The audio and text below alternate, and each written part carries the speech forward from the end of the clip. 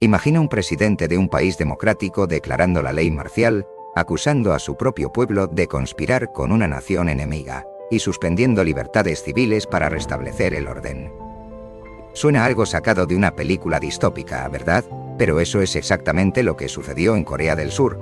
¿Por qué un líder elegido por el pueblo optó por medidas tan extremas? En este video vamos a analizar las tensiones políticas, el desmoronamiento de la popularidad presidencial y los eventos que llevaron a una de las crisis más grandes de la historia reciente de este país. Quédate hasta el final para descubrir cómo la política surcoreana está en un punto de quiebre.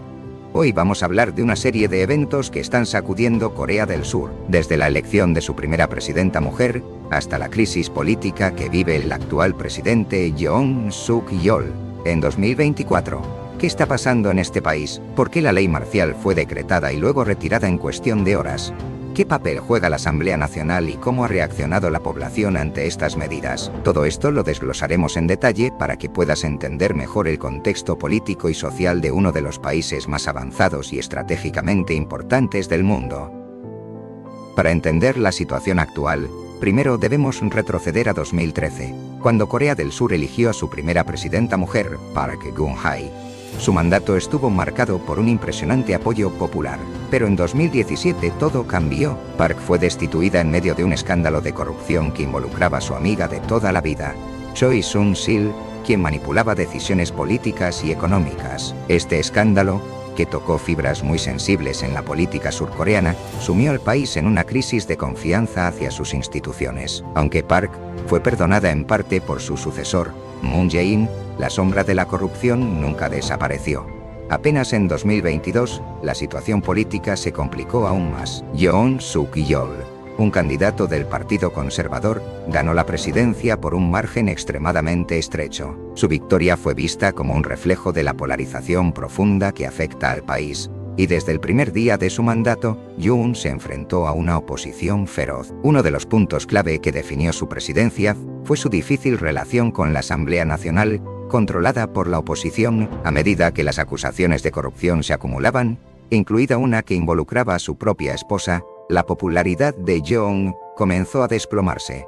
En 2024, la Asamblea Nacional pasó a ser un obstáculo formidable para su gobierno. Los partidos opositores, que lograron una mayoría considerable, bloquearon las iniciativas clave de Yoon, como el presupuesto para 2025. Esto fue un golpe devastador para el presidente, que vio cómo su agenda política se desmoronaba frente a una asamblea decidida a desmantelar su influencia. En ese contexto, la oposición también impulsó investigaciones sobre el papel de Yoon en varios escándalos de corrupción, lo que avivó aún más las tensiones. Todo esto culminó en un giro dramático cuando Yoon, aparentemente al borde de perder el control, decretó la ley marcial.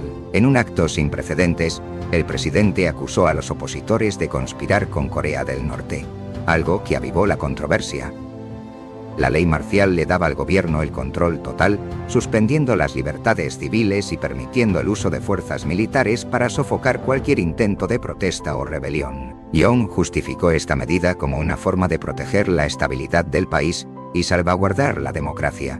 Pero la reacción fue inmediata. La Asamblea Nacional, junto con la presión de la comunidad internacional, rechazó la ley marcial en una histórica sesión donde se votó en contra de la medida con una amplia mayoría. Los manifestantes en las calles también desafiaron la autoridad del ejército, mostrando el profundo malestar popular hacia el gobierno de Yoon. En menos de 24 horas, lo que parecía una solución drástica para la crisis política se convirtió en un fracaso rotundo.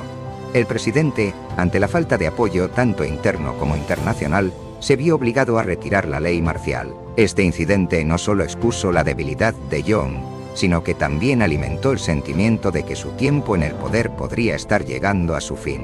Las tensiones siguen escalando, con un movimiento creciente para destituirlo, mientras su apoyo cae por debajo del 30%.